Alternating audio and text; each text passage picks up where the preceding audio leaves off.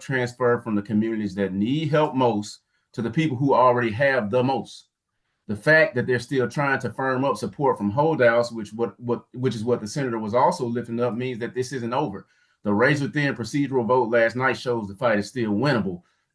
We've already forced delays. We've already made them nervous. We've already shown that when we pay attention, when we make noise, when we hold them accountable, we can make a difference. And there are a number of states in which a real difference needs to be made. So I'm just going to refer to my notes and lift a couple of those states up. So the states with the highest Medicaid recipients: Louisiana, West Virginia, Kentucky, Arkansas, Alaska, Montana. States with the highest SNAP recipients: Louisiana, West Virginia, Oklahoma, Alabama, North Carolina. States with the highest investments from the Inflation Reduction Act, which is going to be completely slashed: South Carolina, Ohio, Tennessee, North Carolina, Indiana, Oklahoma. So what this means is that the next 48 to 72 hours are everything. Every call to a senator matters. Every social media post matters. Every conversation that you have with a neighbor matters. They're counting on us to be distracted. They're counting on us to be overwhelmed. They're counting on us to be too tired to fight back, but they are wrong. We see what they're doing. We understand what's at stake, and we're going to fight back with everything that we have. And with that said, I'm going to turn back to you, Don. Thank you for that, both Cedric and Patrice. And folks, the states are in the chat. We're going to be getting this information out to everyone. So everything that Cedric said, we're placing it in the chat, but this information will be coming back to you all as well. We want to make sure we are targeting those states that was just lifted up around Medicaid, SNAP, Social Security, etc., but also continue to put pressure on other states and senators as well. We'll bring up now our partner over at the Congressional Black Caucus, Mr. Vincent Evans, who's the executive director, to kind of give us context of what's happening on the House side, some of the things that are moving, and how the CBC is engaging and urging folks to get involved in this moment. Vincent? Tom, can you hear me? We can. Okay, thanks everybody, and good evening. Let me just thank the NAACP for their continuous leadership.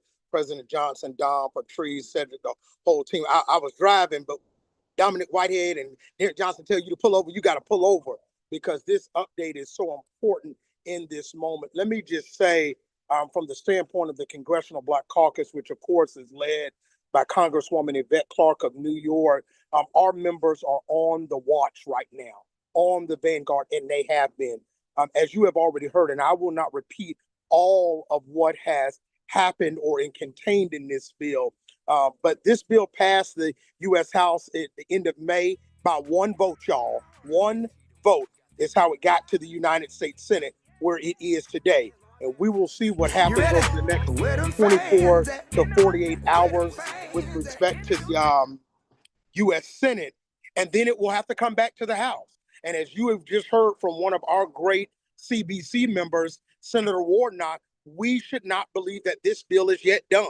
There's an opportunity in the Senate to stop it. There's an opportunity in the House, and we will use every tool that we have in the toolbox over the next 48, 72, 96 hours to do that. Couple things, and Cedric just said this. Y'all, this is a huge transfer of wealth. It's not just about the Medicaid. It's not just about the ACA. It's not just about the safety net hospitals. It's not just about Head Start. It's not just about the taxes. This would be a huge transfer of wealth for the people at the top, and those who have the least will get the least out of the bill. So that's an important point that we've got to hit up. This is a moral moment. I know that everybody on this call knows that. Again, I won't go through all the provisions. What I would ask you to pay attention to is this. The Senate will continue to debate this bill, I think, for another 16, 15 hours or so. I think Patrice went through some of that. Then we'll get into some amendments overnight. And then overnight, we'll start doing some of the voting on the amendments. And then ultimately, the bill looks like it will make its way to the floor for them to vote on Monday. We'll see how that goes. Members of the CBC are on their way back to Washington. They will get here not later than Tuesday, and they will be fighting like hell all day Tuesday, all day Wednesday, for as long as we have to stop this bill. So Reverend Warnock asked, and I will ask you again, if you can show up to Washington, D.C., show up. You can call. I know the NAACP We'll talk to you about the calls of action shortly. Follow those calls of action because we need people in this moment to be in this fight. It is a real fight. It is a fight that we have the potential to stop, and we should not take for granted that we might have that potential. Last thing I will say is this. I will end where Senator Warnock ended, and that is about something Dr. King said about the people of goodwill and the people of ill will. Y'all, the people of ill will are making good use of time right now on the United States Senate floor. Right now, in real time, they are making good use of time, the people of ill will. The people of goodwill are also going to do the same. That is why all of these individuals jumped on this emergency call. We are the people of goodwill. Let us use that goodwill in these remaining hours to fight the fight. Thank you so much, NAACP. The Congressional Black Caucus is with you every step of the way, and I know you're with us as well. Thank you, Mr. Vincent Evans. We are the people of goodwill. The freedom fighters over here at the NAACP are the people of goodwill to get this done. I'm going to keep this train moving and move it on to our good brother, Mr. Trevon Williams, Senior Vice President of Marketing and Communications here to talk about messaging. What do the people of goodwill need to say? How are we communicating in this time that we are in? Trevon? Well, first, I'm gonna get you for having me go after Vincent. That's what I'm having you go. Good evening, everybody. Pleasure to be with you all this evening. Listen, as my good brother Vincent Evans just made mention to as well, it's a catalytic moment on behalf of our organization as well. This is our opportunity to scream loud at the walls and watch them fall down. And what becomes very, very vital for us in this moment is what we're saying in this moment. My colleague is going to drop a very important message or link in the chat here with regards to the messaging that we've been pushing forward over the last several months as well. We've been telling you all this has been coming through the amazing work of our Chief Policy Officer, Patrice Willoughby and Cedric Haynes from that policy team and letting us know in real time how these things are manifesting. What we need you all to do, alongside of everything that you heard from Vincent, from Reverend Warnock, from Patrice and team, is to be contacting your senators and letting them know in real time about the impact of these things in real time on behalf of these things. There's messaging there. There's the background as it pertains to Medicaid and SNAP and veterans benefits and all of those things that are being made mention as well. But there's also opportunities for you to take action with regards to that messaging as well. We want to just give you the messaging stuff, but we want you to let you know exactly how you can mobilize in real time.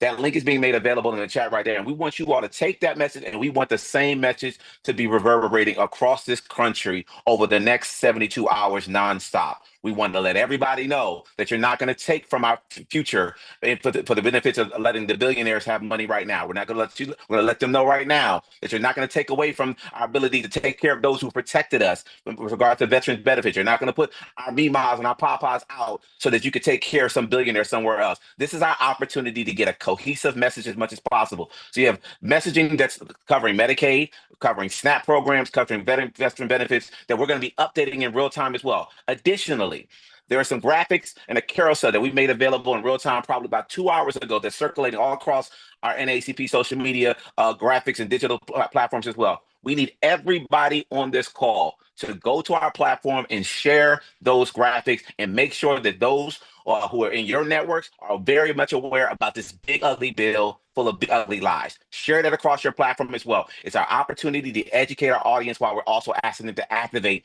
in real time. So some of the messaging that we're speaking to as well as capture right there in the social media aspect as well. And we're going to be updating that in real time as well. There'll be some additional updates that our field team is going to go through with regards to activations as well that you can continue to capture from a digital standpoint as well. But use the messaging document there, use the action document there as much as possible and amplify this as much as possible and tag your NAACP while you're doing it. We want to make this as big a noise and as big a fuss across the country as possible. So the more you can do as far as pushing this out, amplifying it, the more we can do to build it across our platform and let these senators know that we're not on our watch, not playing, no way, no shape, no how. We'll make this information available to you and we'll be updating it in real time over the next several days. Back to you, Dominic. Thank you for that, Trevon, on that. Not on our watch. The freedom fighters of goodwill All we need is four, just four senators, a lot of call to actions to really root us into what we need to do over these next 48 hours and or longer as it comes to this big ugly bill overall. We're going to move into the portion of question and answer at this moment. And so I asked some of our panelists who are on to come back on for this section here. Our field team is going to guide us through the question and answer section. So I kick it over to our leader, Ms. Erica Kane, Vice President of Field Operations overall, to help begin to lead us into Q&A. Erica? Thanks, Dom. Yes. So the first question, Patrice said, if we can get the name of those four senators again, we appreciate everyone in the chat that's dropping hashtag, we need those four. So can we get the name of those four senators again? That way we know exactly who we need to be reaching out to.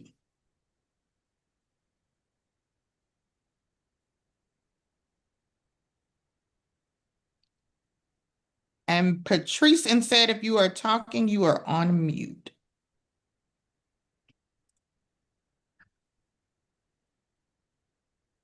Okay. I think Patrice is off mute. Patrice is off now. Hey, the four senators that he mentioned were Rand Paul from Kentucky, Lisa Murkowski from Alaska, Tom Tillis from North Carolina, and he mentioned Louisiana, but not the specific senator. There are two, John Kennedy, probably not Senator Kennedy, who tends to be a little bit more conservative, but I would just target both of them. And let's see, let me grab the other one.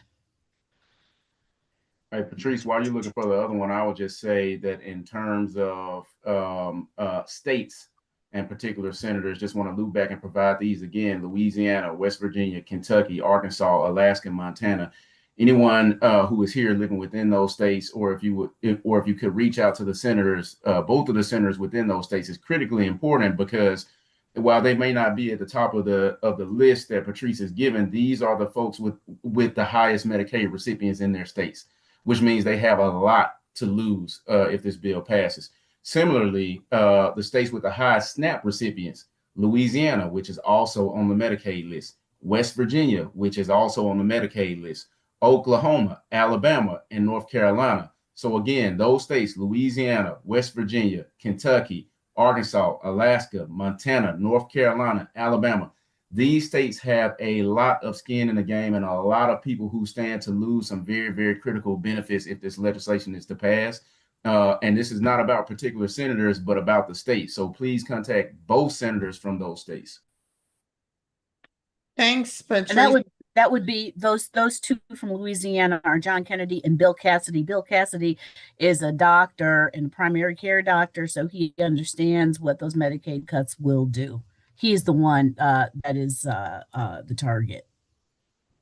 Thanks, Patrice said. And this next question, I will, if we still have President Johnson on, I will see if he wants to answer it first. Patrice said before you answer, but we did get a question where people are asking, when will the House and Senate finish this bill? So if we can get some more information on how they are actually debating going through this bill and when they'll finish the bill. Well, the president has asked for this bill to be finished by July 4th, but has also acknowledged that July 4th is it may slip. However, when a bill goes to the House, there's always people who make a lot of noise and then who fold at the end. So we are acting as if July 4th is the deadline. Yep. And then just a little bit of additional context there for the Senate specifically. Right now, they are in the debate portion of the process. Debate should last between 10 and 20 hours before we get to what is called a vote-a-rama. A vote-a-rama is where every amendment that has been offered by a senator will be introduced and voted on the floor, which is also a lengthy process. I think the most amendments that have been introduced in a vote-a-rama is in the 40s. At this moment, there are over 250 amendments that will be going to the Senate floor. So I would expect that the next 72 hours is going to be a really, really lengthy marathon process for the senators. But to double down on what Patrice is saying, the self-imposed July 4th deadline continues to slip, not only because of the procedural things that are happening, but because the majority is really having trouble wrangling their own caucus, because people are starting to realize the terrible things that they're voting for in this bill. So let me to clarify, about way too many people don't know anything about what's in this tax bill. The more people know about it, the more they oppose it. There was a study that came out around June 17th, and it was like a third of the country didn't know anything about this bill. And so we have to raise the roof to let people know what's at stake. Can I add to something Patrice just said as well? Just because Patrice made mention to something this week that I think it's very important for us to realize. She said that we threw enough sand in the gears. It's been sticking with me since you said it, Patrice. We threw enough sand in the gears that's why much of these things are being done in the midnight hours. That's why all these things are happening the way they are. You all have brought enough pressure right now that's why these things are happening the way they're happening. If this bill was so big and beautiful, they'd be doing it out front where everyone can see it. They wouldn't be doing it in the throes of night, right? So you all have to be doing something right. So keep doing exactly what you're hearing from our policy team and from our field team as far as action, because it's obviously having some impact. Otherwise, we wouldn't be doing it in the middle of the night the way they're doing. That's right. It's raising the heat on these senators. They are hearing from people. They expected to be able to just cruise by with this. And the administration has been aiding them by doing all of the things that you see, the ICE raids, bombing Iraq, all of the distractions. This bill was the target before the campaign in November 2024, because these tax cuts were set to expire at the end of this year. And so these folks have wanted to extend these tax cuts. That's why you didn't hear anything, a peep about it during the campaign and during the election. And they expected to just slip it in under the radar. Thanks, Patrice and said. So I'll now ask Tyler if you can talk about, we have several members and units in the chat dropping saying, how can they make this a focus for them? If they have branch meetings coming up this week, what can they do either locally in their units, or who else can we partner potentially with to get this information out? Thank you very much, Leader Kane. Good evening, everyone. My name is Tyler Sterling. I'm the National Campaigns Director here at the NAACP. I want to start by first and foremost reiterating everything that had just been said. Our first call to action, regardless of where you live, is to contact your senator. We need you to contact your senator first so we can get this onto senators, to contact this get this onto the record of us opposing this bill. We want to contact your senators. Then for those that are in those targeted states where we've said, we certainly want you to contact your senator. And if you know people that live in those states, we need them to contact their senator. Right now, in this very moment, it is about getting phone calls and emails. And as we say, keeping those receipts. We need records of receipts of contacting our legislators. So as we've seen drop throughout the chat, we have a tool link. I appreciate everyone dropping in where they've got their resources, their tools. We have it all on the NAACP website. So on our website, we have a link where you can call or email your senator. How that process will work, you will fill out the first step so that you can indicate that you are, I'm saying senators, contact your senators, so that you can indicate that you are first a registered voter or constituent in that specific jurisdiction or state. Want to make sure that you are a registered voter in that state. That is what the members, the senators, will listen to. So we want to make sure you fill out that first step of the form, and then you get to a second page on the form where you are then directed to call. By filling out that information and putting your cell phone number into the form, you will receive a call back directly from the platform. It will be a local area code. Mine popped up as a New Jersey number, but you'll get a call back from that as soon as you enter that form.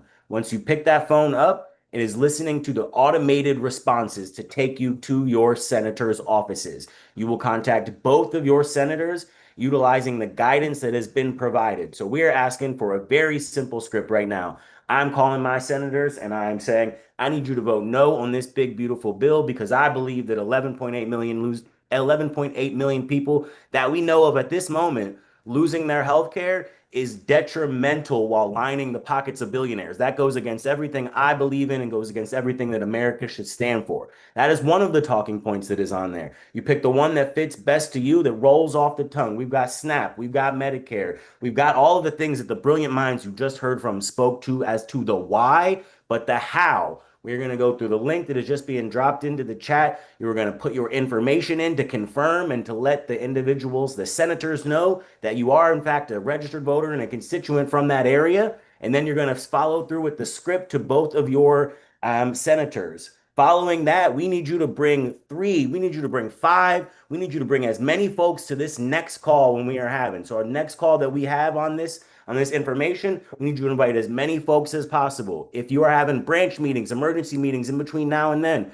go through these same exact steps. Go to the NAACP website, put your information in and confirm that you are in fact a constituent of the members of which you are calling. Then call both of them, then rinse and repeat. Send that to as many folks as possible so we can get these numbers up. At this very point in time, it is about keeping receipts and putting numbers on the board to continue making our progress as to where we are at. So all of those links are into the chat. We are going to contact our senators.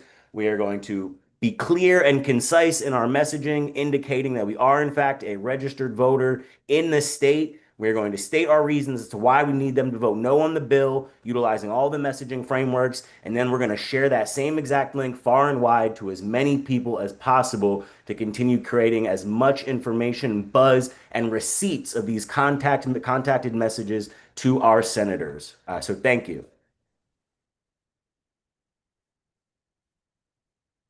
All right. Thank you, Tyler, for that, for our call to action there. As we said, it is in the chat. We'll be getting this out. We're asking folks to call your senators. Call your senators, and of course, the targeted states, and those who live in those targeted states, whether it be Louisiana, North Carolina, West Virginia, etc., that you double down and call your senators as well. There are a couple other questions really quickly. I think one around partners in the chat or in the Q&A. Are we engaging unions? Are we engaging other divine non-organizations, other partner organizations and CROs? And the answer to that is yes. The answer to that is yes. We've been pushing this out directly to our partners. As President Johnson mentioned earlier in his remarks, as Tyler just mentioned in his remarks, we'll continue to have these calls throughout the week. As we continue to have these calls, we will see additional partners and constituents from across the country a part of this. We know we cannot do this alone,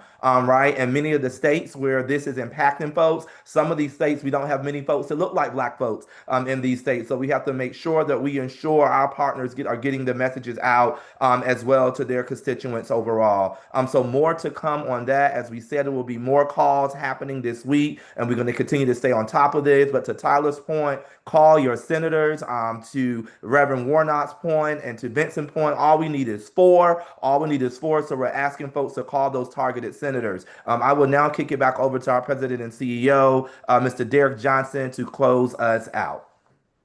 First of all, I want to thank all of you who joined us this evening on this late call. This is the first call of several we will have this week.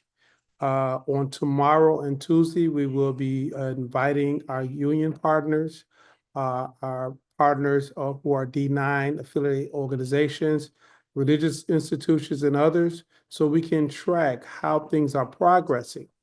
You know, the unfortunate thing about public policy development, it is the thing oftentimes that people are not paying attention to in terms of the sausage making, but we all feel the outcome of the final decision. And as we always say that elections have consequences, we are looking at the consequence of the November election. But all hope isn't lost. It is our opportunity to continue to push the needle, because what is happening now is not about race, religion, or gender. It's about the role of government and how our tax dollars are going to be used. And so as close to 700 people joined the call this evening, tomorrow we will more than double. The next day it will more than double, because people will begin to tune in the closer we get to a final bill passage of what this would mean to them individually, what it's going to mean to their community. It is important as leaders across the country, whether you're in NAACP or the National Council of Negro Women, We are the people in the communities that our communities are looking for. And I know many of you are leaders. So when you go to the grocery store, people ask you, what do you think about this? When you go to the gas station, people pull up next to you. How are you doing? Did you see what happened on the news? When you go to church, people are looking for you to give directions, advice, and truly understand the world that we're currently living in. The reason why we must do these calls and you must invite those same people to join is so they can understand that this is not business as usual. What we thought was bad last year actually was great last year, but what they're trying to create for next year is something that none of us have never seen before in terms of public policy. This is our moment. This is our time. This is our opportunity to ensure that public policy formation reflect our needs and interests, and if it doesn't, that we are educated, that we are ready for 2026 election turnout in ways in which nobody can see us coming. Thank you, Dominic. Thank you, Patrice. Thank you, Cedric. Thank you, Trevon and Tyler and Janelle and Phaedra and Dominic and everyone who on a Sunday morning, Sunday late morning, pulled this together. And now the work begins. Because if it's not us, who else? This is our moment. You all have a blessed night, and we got you in and out within an hour. This ain't a Baptist church tonight, it's the Methodist church. Take care and thank you.